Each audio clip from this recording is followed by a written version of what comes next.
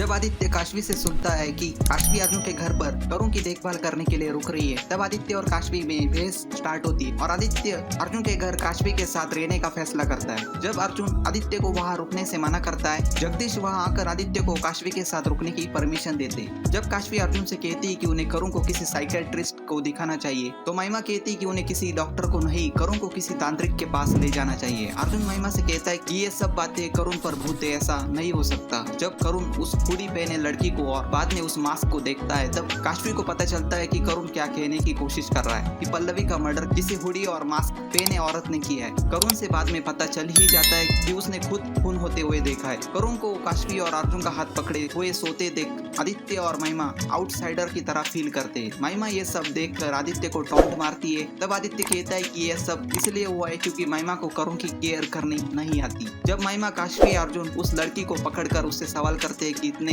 रात के वक्त वो उनके घर के पास क्या कर रही थी। रोमिला और महिमा दोनों जब पुलिस को कॉल करने जाते हैं, तो मोंटी आकर सच बताता है कि वो उसकी गर्लफ्रेंड है। ईशा उससे मिलने आई थी और मोंटी उसी वक्त उसकी माँ रोमिला से उसकी शादी की बात करता है। रोमिला मोंटी की शादी की बात सुनकर ही उसका मजाक बनाने लगती है। तब मिकी ट्रिगर हो जाता है और रोमिला से कहता है कि मोंटी सही कह रहा है, अगर मोंटी और ईशा एक दूसरे से प्यार करते हैं तो उनकी शादी करा दो, उन्हें तो बख्श दो, मत बर्बाद करो उनके रिश्ते को, जैसे उन्होंने मिकी और सिमरन को अलग किया। रोमिला मिकी की बात सुनकर बहुत डर जाती है कि कहीं मिकी उन्हें एक्सपोज ना कर दे। ईशा ने हुडी इसलिए पहनी थी क्योंकि ईशा की फैमिली उसका रिश्ता कहीं और करा रही है। यही बात वो रात के वक्त मोंटी को बताने आई थी। दूसरे दिन जब मोंटी अर्जुन और काशवी से उसके रिश्ते के बारे में बात करता है, तो काशवी अर्जुन ईशा के फैमिली से मिलकर रिश्ता पक्का कराते और शाम को ही रोका की रस्म करने की बात होती है। तब रोमिला फिर से बीच में आकर ये रिश्ता भी मिकी की तरह ना होने देने की बात करती है। ये कहकर कि ईशा पोस्ट ऑफिस के चपरासी की बेटी है। अर्जुन काशवी के साथ अब इस बार मिकी भी रोमिला को जवाब देते।